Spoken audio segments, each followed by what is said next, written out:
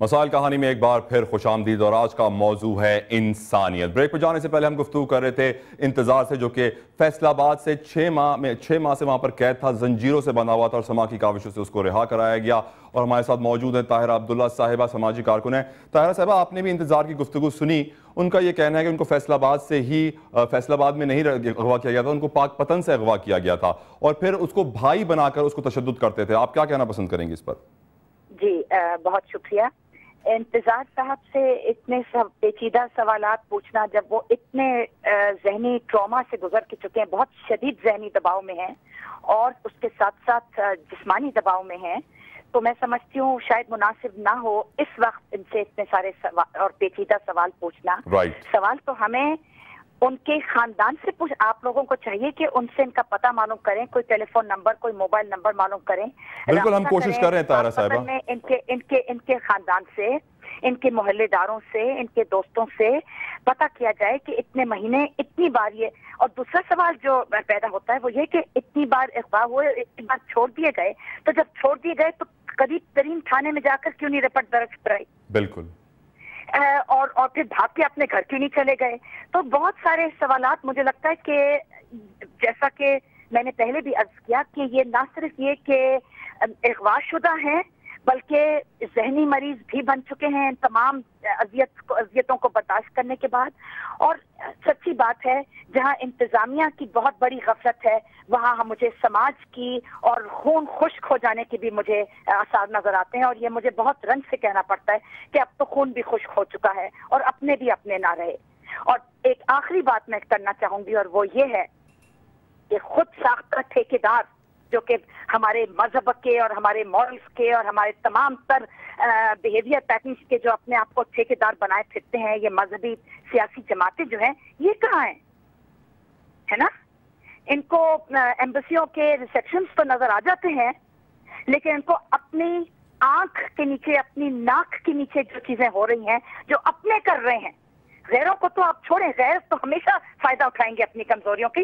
जो अपने जो हरकतें कर रहे हैं, जो जुल्म तशद्दुद हमारे अपने लोगों के ऊपर कर रहे हैं, मुसलमान के ऊपर कर रहा है, मर्द औरत के ऊपर कर रहा है, भाई के ऊपर और बहन के ऊपर जो कर रही है, वो क्यों नहीं नजर आता? उस पे आवाज क्यों नहीं? There is a defining silence from the religious political parties. मैं इसकी भी शदीद मजम्मत करती हूँ। बिल्कुल सही कहा आपने ताहिरा अब्दुल्ला साहिबा कि इस वक्त रियासत के अलावा बहुत सारी ऐसी चीज़ें हैं जो हमें फेल होती हुई नज़र आ रही हैं। हमारे प्रोग्राम में शामिल होने के लिए हमने दावत दी थी मलिक नवाज साहब को, MP थे इस इलाके के, लेकिन उन्होंने भी आखिरी सेकंड पर मीटिंग कॉल करके माजरत कर ली।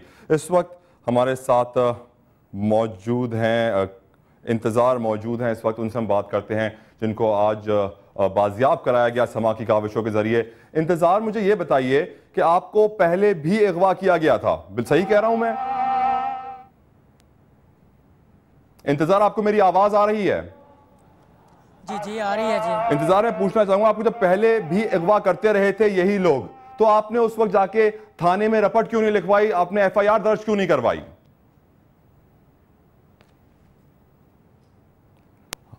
वहां पर इस वक्त आजान हो रही है और उनको मेरी आवाज भी नहीं आ रही। इंतजार हमारे साथ मौजूद थे, फैसलाबाद में थे, उनको आज समा की कोशिशों से, काविशों से बाजियाब कराया गया। 6 माह से जंजीरों में कैद किए रखा इस गरीब इंसान को बिल्कुल इसके साथ जानवरों वाला सलूक किया गया, इसको तशद्दुद का निशाना बनाया गया, मुशक्कत कराई गई, जबरी मुशक्कत। यकीनन यहां पर एक ये भी देखा गया कि कानून तमाम तरह हैं, बॉन्डेड लेबर के कवानीन हैं, मिसिंग पर्सन के कवानीन हैं, लेकिन जैसा ताहिरा अब्दुल्ला साहिबा ने कहा कि रियासत का फेलियर वाजे है यहां पर, क्योंकि इन तमाम लोगों को तहफ़्फ़ुज़ फराहम करना, इनके राइट्स फराहम करना, ह्यूमन राइट्स, इंसान के हुकूक कई हैं, लेकिन हर एक हुकूक को हमारी कौम पामाल करती हुई नजर आती है और कोई कुछ कहने वाला नहीं है।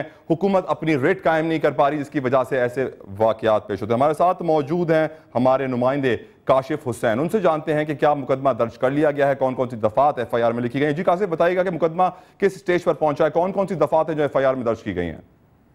जी तला, अभी तक क्योंकि को जो हम 5 बजे से पहले जो है यहाँ पर लेके आए थे, रिहा करवा के समा की टीम जो पुलिस के साथ गई और हुक्मी शख्स को जनाब इंतजार से रिहा करवा के लाई। अभी तक जो है पुलिस की ना अहली का मुंह बोलता सबूत ये भी है कि उन्होंने इसके खिलाफ, उनके खिलाफ लोगों के मुकदमा भी दर्ज नहीं किया। और उससे बड़ी इनकी ना अहली ये है कि जब पुलिस ने एसपी साहब ने जो इन लोगों को ये चीज के लिए पाबंद किया कि ये लोग थाने में मौजूद रहेंगे, स्पेशली इंचार्ज इन्वेस्टिगेशन जो है वो इन्वेस्टिगेशन करेगा और जो हम लोगों से कोऑर्डिनेट करेगा। जब हम लोग आएंगे यहाँ पर तो वो लोग अपनी सीट पे मौजूद नहीं है। यहाँ पर पुलिस के सिवाय टन ड्राइवर के कोई बंदा ही नहीं है।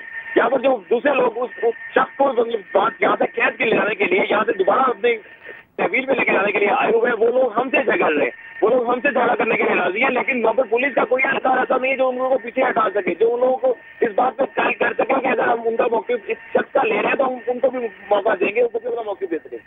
काशिफ, इस पूरी सूरत हाल में क्या आपने आला पुलिस के आला हुकाम से राब्ता करने की कोशिश की? उनका क्या मौक़िफ़ सामने आया?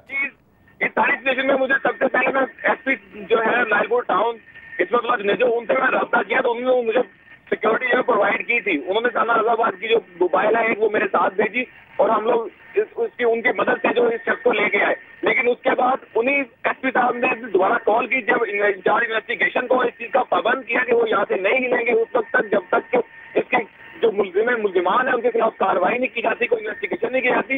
लेकिन उनके हुक्म को जो है वो हवा में फेंक दिया गया, उस पर कोई अमल नहीं किया गया और वो यहाँ पर मौजूद नहीं है। उसके बाद अभी मैंने कुछ देर पहले जो सीपीओ साहब से बात करने की कोशिश की तो उन लोगों ने कहा यही था कि अभी हम इंचार्ज इन्वेस्टिगेशन को दूसरों को कह देते हैं, वो फौरन पहुंच जाते हैं। इस वक्त जो थाने की सिचुएशन में मैक्सिमम 3 एहलकार जो है वो अंदर अपने कमरों में मौजूद है, बाहर कोई ऐसा नहीं है जो उनके लोगों को रोक सके। काशिफ हुसैन हमें अपडेट कर रहे थे फैसलाबाद से। अब तक FIR दर्ज नहीं की गई है। पुलिस की नाअहली, रियासत की नाअहली तमाम तर उरूज पर है और इंसानियत की धज्जियां उड़ाई जा रही है। मेरे साथ मौजूद है इंतजार, उम्मीद करते हैं उनको मेरी आवाज़ है। इंतजार, अगर आपको मेरी आवाज़ आ रही है तो मुझे बता सकते हैं कि क्या आपको अब भी धमकियां दी जा रही हैं?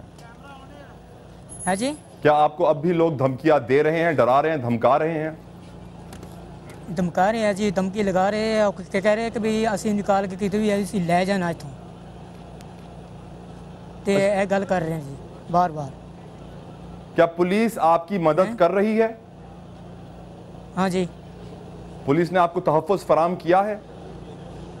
हाँ जी, हाँ जी, वो उधरों अंदर कमरे से ले आया 10 संगल लगा हुआ था ना पर आगे थाने पर आगे संगल कट्टे ने उन्होंने।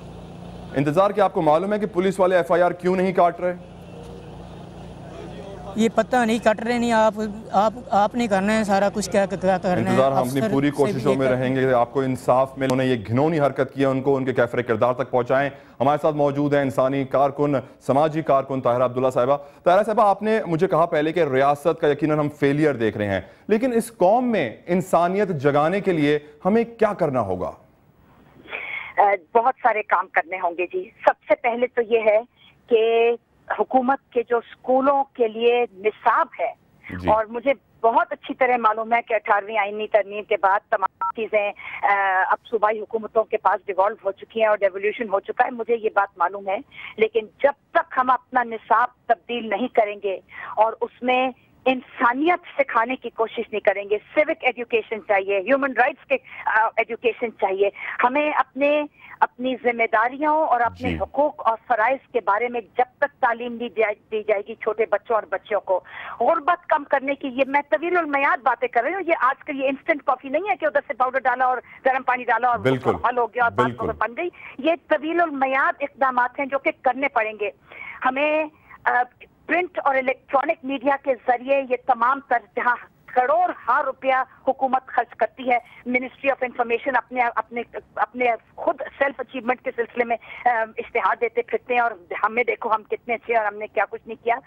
इन सब ये फजूल चीजें छोड़कर इस तरह की जो तालीम है उसके इश्तिहारात देने चाहिए, प्रिंट और इलेक्ट्रॉनिक। ताहिरा अब्दुल्ला साहिबा, समाजी कारकुन, बहुत बहुत शुक्रिया आपने समाज से गुफ्तगू की।